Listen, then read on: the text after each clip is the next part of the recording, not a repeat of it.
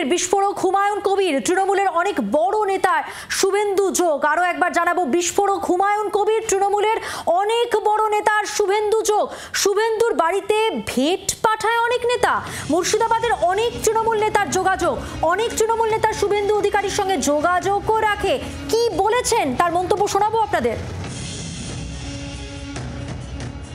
এই জেলার যারা নেতা হয়ে বসে আছে তাদেরকে জিজ্ঞেস করুন তো, দিনের বেলায় সারাদিন তৃণমূল বড় বড় পদ নিয়ে বসে আছে, তারা কেন শুভেন্দু অধিকারীর বাড়িতে রাতের অন্ধকারে ভেট পাঠায়? এই জেলার কতজন এমএলএর সাথে শুভেন্দু অধিকারীর কত রকম যোগাযোগ আছে আপনারা একটু অনুসন্ধান করুন তো।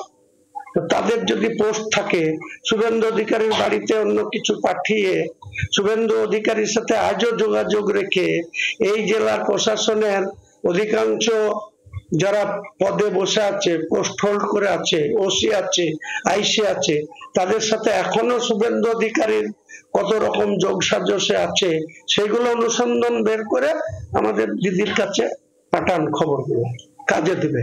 আমার সাথে কার গোপন ফোন হচ্ছে না তাতে হচ্ছে আমাকে নিয়ে তো আপনাদের ব্যর্থতা। বিজেপি নেতা সজল ঘোষ এই মুহূর্তে আমাদের সঙ্গে টেলিফোন লাইনে রয়েছেন। সজল বাবু, হুমায়ুন কবির আবারও বিস্ফোরক, তৃণমূলের অনেক বড় নেতার সঙ্গে শুভেন্দু অধিকারীর যোগাযোগ রয়েছে বললেন। না, উনি বললেন সেটা তো ওনার দায়িত্ব, আমি কি বলবো। হ্যাঁ, কিন্তু বিষয়টা আমি অবাক হচ্ছি, বিষয়টা কিন্তু ভুল বলেননি।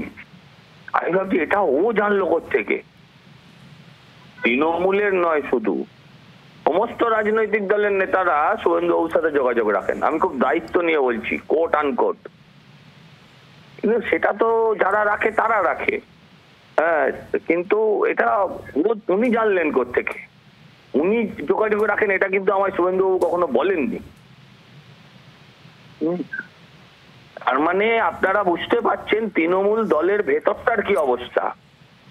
যারা সকালে গালি দিয়ে শুভেন্দু বাবুকে বিকেলে মাপ চায়, হ্যাঁ, এটা কে রাখে না আমি বলতে পারবো না, কিন্তু এটা আমার থেকে বুঝতে পারি। যারা সকালে আমার সঙ্গে বিভিন্ন জায়গায় আমাদেরকে সমালোচনা করে, যারা আমার নাম নিয়ে সমালোচনা করে, পরে আবার বলে প্লিজ ডোন্ট মাইন্ড, করতে হয় বোঝো তো, একটা পার্টিতে আছি, চাকরিটা চলে যাবে তা না হলে।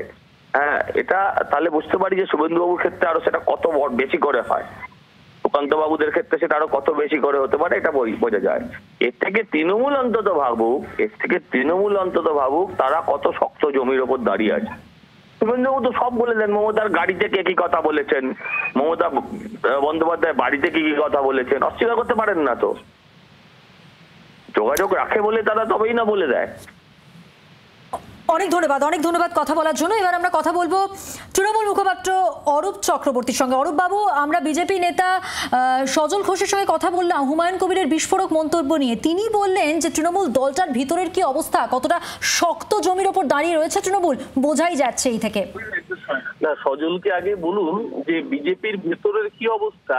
যে সজলের দলের প্রাক্তন রাজ্য সভাপতি তথাগত রায়, সে বলছে যে আমাদের অভিষেক ব্যানার্জি ম্যাচিওর নেতা, যোগ্য নেতা, যে দেশকে বিদেশে গিয়ে রিপ্রেজেন্ট করেছে। আগে ওর নিজের দলটাকে ভালো করে অ্যানালিসিস করুক। আর প্রসঙ্গে হুমায়ুন কবিরকে আমি বলবো যে উনি তো আমি জানি তৃণমূলের টিকিটে নির্বাচিত বিধায়ক। তো তৃণমূলের টিকিটে নির্বাচিত বিধায়ক শুভেন্দু অধিকারীর সাথে ফোনে কার কথা হচ্ছে, হয় ওনার ফোনে পেগাসাস ইনস্টল করা আছে, আর নইলে পরে ওনাকে শুভেন্দু অধিকারী পার্সোনালি এই কথাটা জানিয়েছেন। এবার কোনটা সেটা উনি নিজে ভালো বলতে পারবেন। যে ওনার হুমায়ুন কবির বলছেন শুভেন্দু অধিকারী বাড়িতে ভেট পাঠায় অনেক নেতা। না, সেটাই তো, তাহলে সেই নেতাদের সাথে ওনার যোগাযোগ আছে, নইলে শুভেন্দু অধিকারীর সাথে যোগাযোগ রয়েছে, নইলে পরে তো এই বিষয়টা ওনার পক্ষে জানা সম্ভব নয়। তাই জন্যই আমার আপনাদের মাধ্যমে প্রশ্ন যে ওনার সাথে শুভেন্দু অধিকারীর যোগাযোগ আছে না ওনার সাথে সেই নেতাদের যোগাযোগ আছে, সেই বিষয়টা যদি উনি খোলসা করে বলেন তাহলে আমাদের পক্ষে প্রতিক্রিয়া দিতে সুবিধা হয়। বাংলার আওয়াজ, বাঙালির আবেগ, জি 24 ঘন্টা।